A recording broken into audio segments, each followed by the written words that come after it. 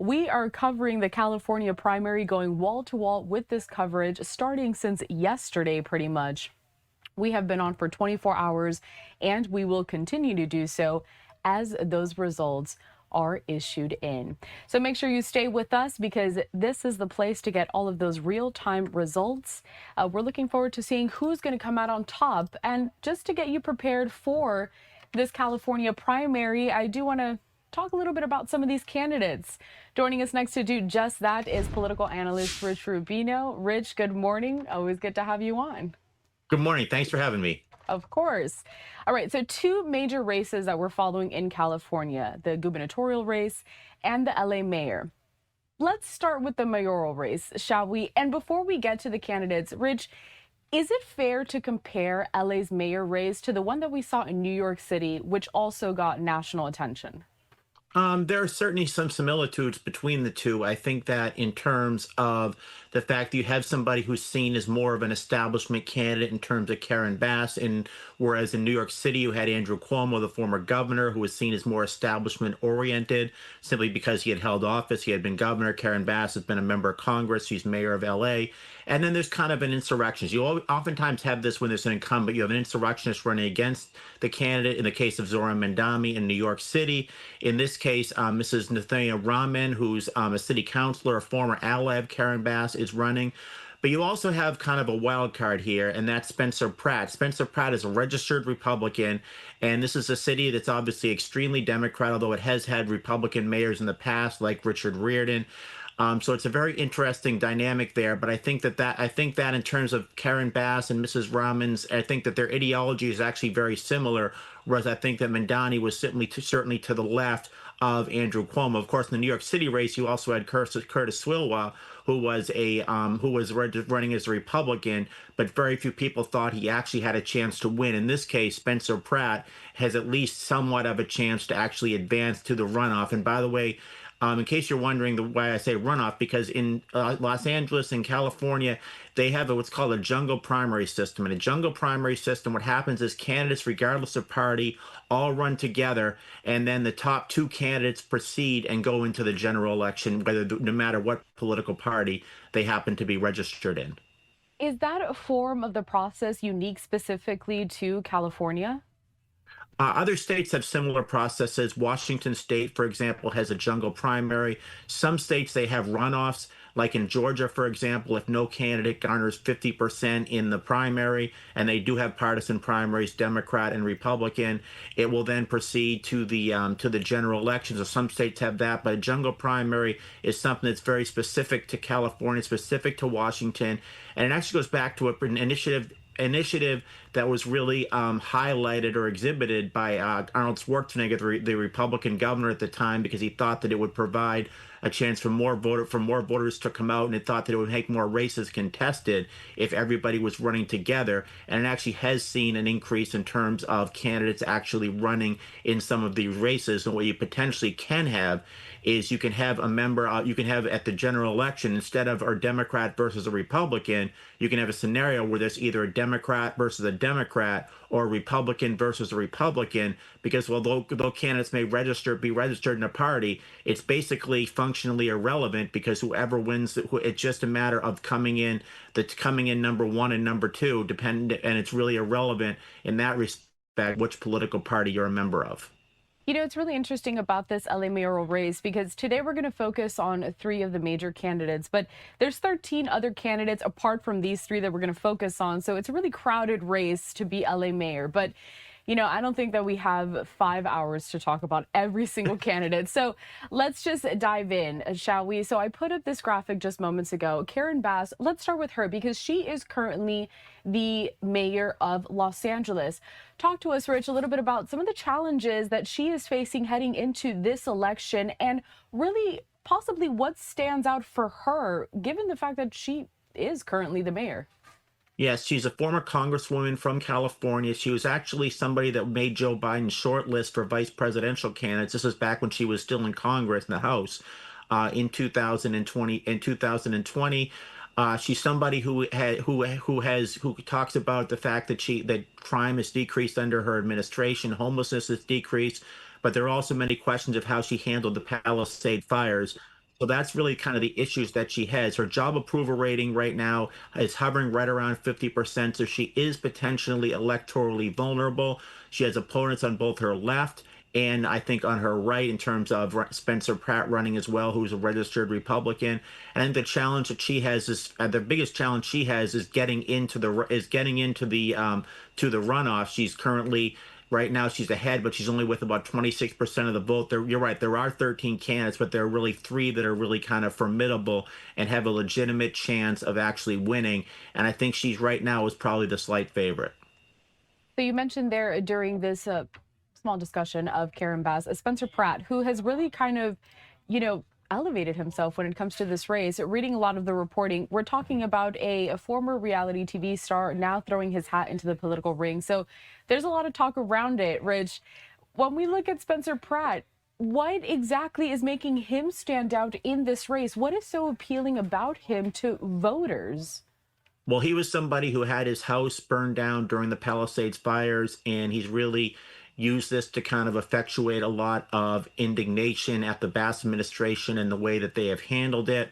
The problem he has is that he's a Republican, and this is a very Democratic city. Now, there have been Republicans, moderate liberal Republicans that have been elected. Richard Riordan is one, for example, who was elected mayor of Los Angeles and then subsequently reelected. So it's not impossible for it to happen, but but it is something that is theoretically possible. There have been reality TV stars that have certainly run for office before. Sean Duffy, later, for example, who was on the Real World and met his wife on the Real World Road Rules Challenge. Later became a congressman from Wisconsin. Is now currently for example, the transportation secretary. So there is precedent, and certainly Los Angeles is a city that certainly likes the celebrity culture. He's somebody who's never run for political office, but it's funny in American politics, unlike really any other field that I can think of, when you don't have political experience, it's actually an asset rather than a liability because you say you're not part of the Washington culture, you're not part of the California culture, you're not part of the Los Angeles culture, if you will. So it actually works out for you because there's such dissatisfaction with the current status quo and with politicians. So if you're running as a non-politician, that actually I think has political benefits. It's interesting because he is a registered Republican, but President Trump recently showing his support for Spencer Pratt. Spencer Pratt continuing to say that he doesn't care about this politics. He's really running on what you mentioned earlier, the fact that he lives there in Los Angeles. He's lost his home to the fire, so it's kind of connecting with voters in that sense. Before we move on to some of these major endorsements, because I do want to talk about that, let's talk about the final candidate here that is really just one of the standouts in this race. Nathia Rahman, talk to us about her. She is a city council member. What kind of accomplishments does she have under her belt? Well, she's a very progressive member of the city council. She's somebody that was a former ally of Karen Bass, but I think she's kind of separated herself from Karen Bass. And I think Karen Bass was very much kind of surprised that she would land up kind of running to Karen Bass's right, saying that Karen Bass is kind of an ineffectual leader. She's also running as somebody who's not part of the system, even though she's somebody who is in the city council currently. It's very interesting because oftentimes, when you have the scenario where you have two people running in the same party in a state where you have three major candidates basically, and you have the scenario where these two candidates are running against each other, that potentially could that potentially really kind of divides the Democratic vote and would potentially allow for a Republican, Spencer Pratt, and to get into the general election. Spencer Pratt, interesting political strategy. He's saying that basically that she's irrelevant, and this is really a campaign between her and Karen Bass, respectively. I think that certainly Mrs. Rahman would disagree with that. And if you look at the polls, she's actually ahead right now. But this is a race for basically there are three candidates with legitimate chance of advancing, and two of those candidates are going to go on. And the fact that she's in the race is what really makes Spencer Pratt, I think, a possibility to actually go into the general election. I want to go back and talk a little bit about some major endorsements. So we know that California Governor Gavin Newsom throwing his backing behind current Mayor Karen Bass. President Trump, though, showing support for Spencer Pratt. Have these endorsements helped either candidate within this race? Does any one of them stick out to you particularly? Well, I don't think Donald Trump helps in Los Angeles. Donald Trump is exceedingly unpopular against amongst Angelitos. He's very unpopular. The fact that he would endorse him, I think, kind of showcases the fact that Spencer Pratt is a registered Republican. Spencer Pratt is trying to run as kind of someone who's nonpartisan. You see this oftentimes when candidates run in a party that's not necessarily hospitable to their political party. They distance themselves as much as they plausibly can from the national party. They say I'm running on local issues. They say I'm independent minded. They say I'm a problem solver. This is basically textbook. Now, in the case of Karen Bass, she has a lot of endorsements. One of them is from former Vice President Harris, who is a native Californian, current resident of California. This potentially could sway voters in California, as could other endorsements. Gavin Newsom, who's interestingly has not made an endorsement to succeed him as governor of California, is endorsing Karen Bass, who was an ally of his. She says if she believes in her, he believes in her. When he was mayor of he currently is mayor of governor of California, and she's mayor of Los Angeles. They've had a very good working relationship. I think Vice President Harris, I think that while obviously she lost the election nationally, it was a very close election. She's still very popular in California. She won 58% of the vote in California last time around, beat Donald Trump by about 20 points. She's very popular in Los Angeles, so this potentially could sway some voters that are looking at potentially voting for Mrs. Rahman rather than voting for Karen Bass. And we will be talking about the gubernatorial race as well in just a moment. But first, Rich, before we move on from this, specifically in Los Angeles, when we look at voters there, what is really driving them to the polls? I guess I should say, what is really going to have them gravitate toward a specific candidate? Because we're talking about three pretty distinct people. I think that the issue then, I think this only is not an issue distinct to Los Angeles, but it's really around the entire country. And a lot of it is the issue of affordability. People just cannot afford cannot afford in some cases to live in Los Angeles, to live in California in general. They see prices for almost everything going up. So that's going to be kind of the flagship issue. Below that, certainly homelessness. The fact that while there has been a decrease in homelessness under Karen Bass's leadership, there still is a homeless epidemic, and that's going to be certainly an issue. Obviously, you have issues like the economy. I think the Palisades fire, Karen Bass was criticized by many in terms of her handling of that. So that's going to be an issue. But I think you really have to look at affordability. And that's something that's really been a cardinal focus of all three candidates. All right, Rich Rubino, political analyst and historian, here with me right now, talking specifically about the race for mayor of Los Angeles. Rich, we're going to step away for a quick commercial break. Okay. Stick around with us, though, because when we come back, we're going to dive into the gubernatorial candidates, because we got some big names to talk about there as well. So we'll talk soon, Rich. All right. All right, and for everyone else, you are watching Live Now from Fox. Stay with us.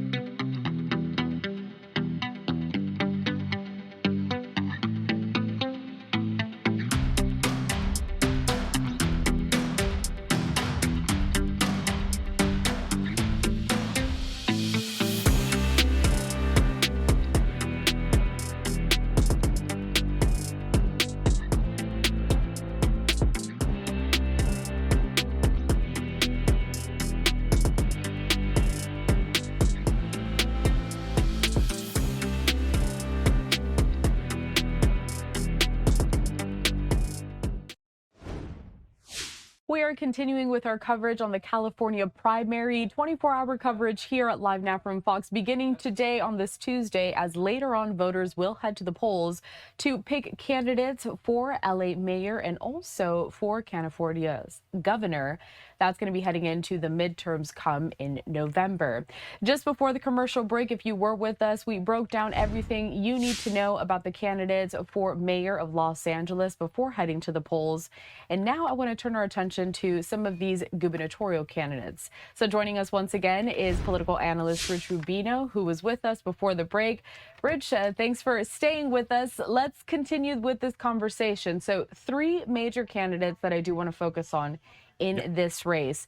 And I'm going to put this up here. So this was a poll that was conducted by UC Berkeley.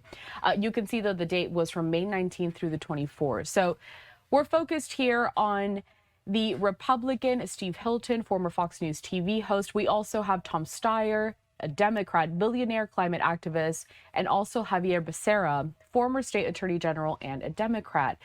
Let's talk about these 3 candidates. And first off, Rich, this again is a poll for how they were looking as of May 19th through the 24th that week. How are these candidates polling today? Race that some of the heavy hitters bowed out of. Alex Padilla, the senator from California, was seriously considering it. He bowed out. Former Vice President Kamala Harris was considering it. She bowed out. Bob Banco, the Attorney General, was considered it. He bowed out.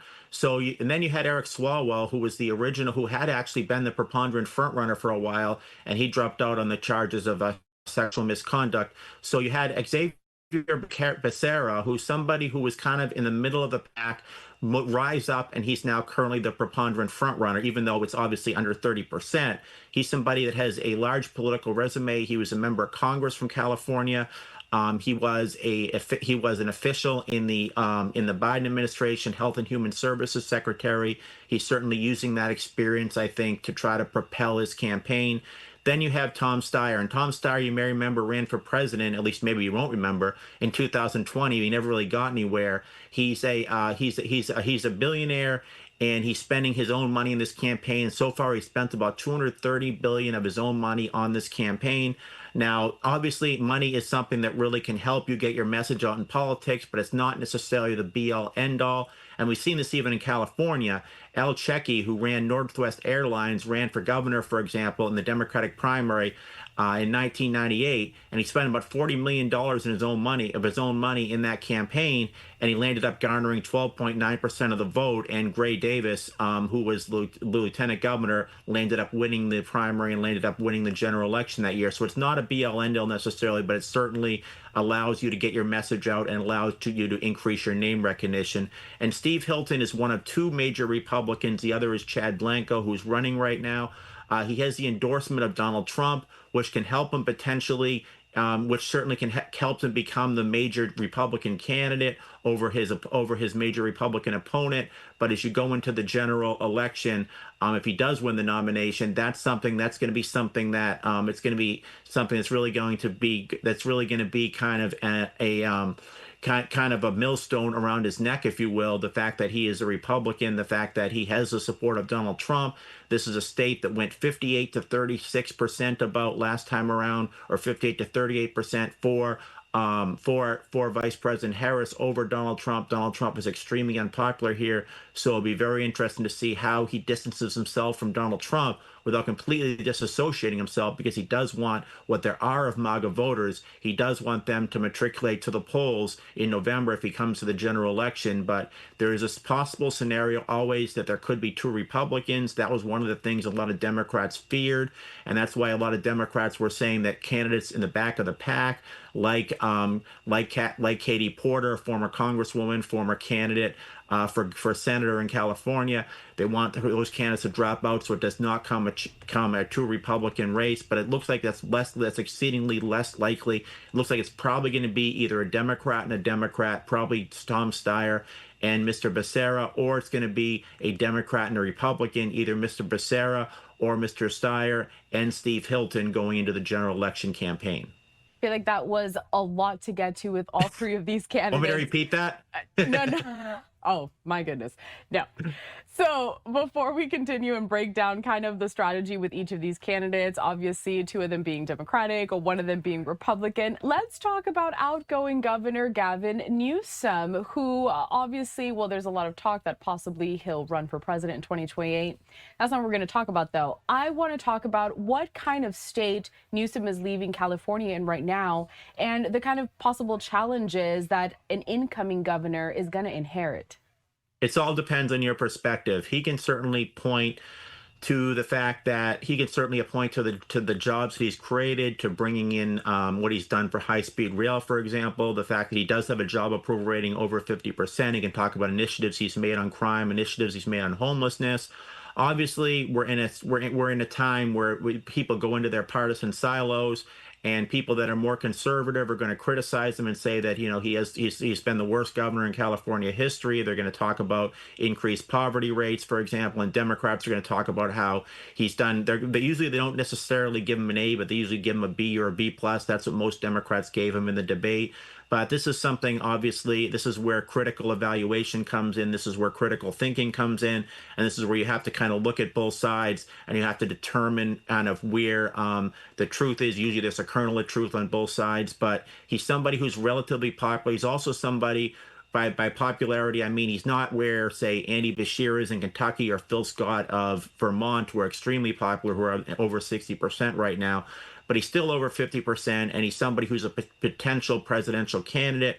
And obviously, as a potential presidential candidate, one thing he does not want on his record is the fact that a Republican succeeded him as governor of California. If he does that, then the Democrats will say that that proves that he was a weak leader. The fact that he could not get a Democrat over the finish line to succeed him as governor of California. And if he does run for governor in certainly in the general election, having a Republican governor, that Republican governor would do anything he possibly can potentially to try to embarrass him. If there's, for example, a decrease in crime when he's in office, or a decrease in poverty, increase in jobs, something to do with affordability, he can say, "Look what I've done compared to when Gavin Newsom was in power. This is why you don't need a Democrat as president of the United States. This is why you don't need Gavin Newsom." So it's very much in his political interest to have a Democrat elected. And I also think, by the way, the question of why he did not make an endorsement, I think he's looking, it's probably politically dangerous for him to do that, because if that Democrat did not make it into the top three candidates, then the Democrats would look going into the 2028 presidential election cycle, and they would aver that how weak he potentially is in terms of his endorsements. He could not even get his preferred candidate over the finish line. So it's probably politically advantageous for him not to make an endorsement. And then if there is a Democrat versus a Republican going into the general election, then I think he'll work vociferously to try to get that Democrat over the finish line. So, Governor Gavin Newsom not endorsing a specific candidate, is there one of the two Democrats that you think most closely resembles the kind of leadership style that Governor Newsom has? That's a great question. I think probably to a certain degree, I would say probably Mr. Becerra. Certainly, I think they have a very much a similar political type of a profile in terms of having experience. Gavin Newsom was somebody who had been mayor of San Francisco.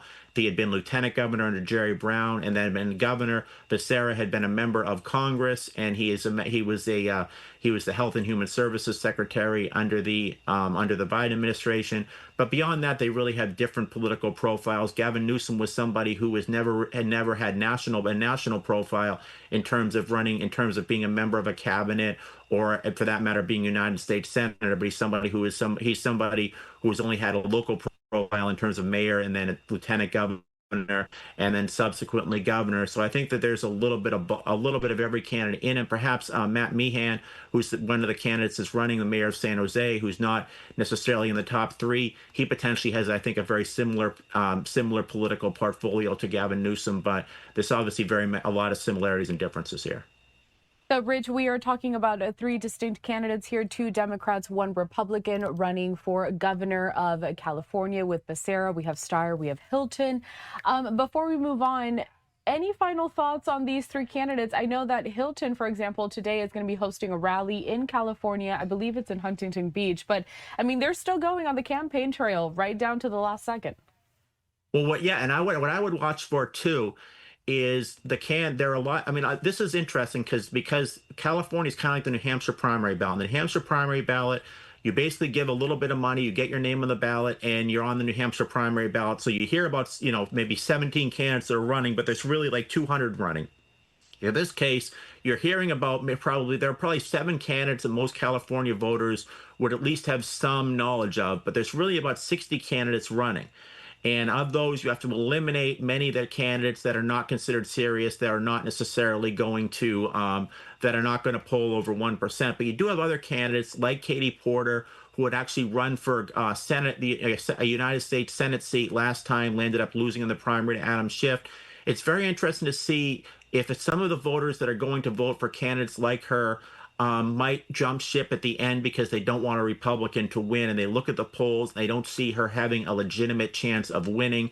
Very interesting to see how those candidates are going to try to propel people to either continue voting for them or try to galvanize new voters, to try to bring new voters over to their fold when it looks like they have very little chance of actually winning. So I'd really watch what they're saying in the last minutes of the campaign, because like none of them want to be remembered the way, say, Ralph Nader did in 2000, when, whether rightly or wrongly, the fact that Nader stayed in the race, many Democrats blame Al Gore's loss on Ralph Nader staying in that race. So there are some Democrats that potentially, and this might be a little bit outlandish, but there might be a possibility that one of those Democrats at the very last minute says, "I'm not going to win, so I'm going to support." I'm going to support one of the two major candidates who they would think has a legitimate chance. I mean, this is obviously, this could be very Machiavellian how this is going to work. I don't know, but I'm just saying they might look at that and they might say, I want to be somebody I want somebody that's actually electable in there. So it'll be very interesting to take a look at that. All right, Rich Rubino, political analyst and historian. Rich, good to talk to you today. Most of our conversation, well, all of it, focused on California. I just want to remind our viewers, though, that there are other state primaries happening today on June 2nd, not just California. We have Iowa, Montana, New Jersey, New Mexico, and South Dakota. Rich will be joining me tomorrow morning. We're going to talk about the results from California, but also the results from several of those states. Rich, again, always a pleasure. We'll talk soon. Thank you. My pleasure.